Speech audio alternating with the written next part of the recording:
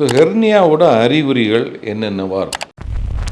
So முதல்ல பார்த்தீங்கன்னா ஒரு வீக்கம் வரும், அப்புறம் காணாமல் போயிடும். அதுதான் ஹெர்னியாவோட ஒரு ஆரம்ப அறிகுறியாக இருக்கும். திடீர்னு ஒரு இடத்துல ஒரு ஸ்வெல்லிங் வந்த மாதிரி இருக்கும், அப்புறம் பார்த்தா அது ஸ்வெல்லிங்கை காணாது, போயிடும் உள்ள. ஸோ அதுதான் நம்ம ஹெர்னியா என்று சொல்லுவோம். ஸோ யூஸ்வலாக நம்ம ஸ்ட்ரெயின் பண்ணும்போதோ இல்லை காஃப் பண்ணும்போது இல்லை வெயிட் ஏதாவது லிஃப்ட் பண்ணும்போது இந்த ஹெர்னியா வழியாக இந்த வயிற்றில் உள்ள குடல் வெளிவரும். அப்போ அது ஒரு வீக்கம் போல் நமக்கு தென்படும்.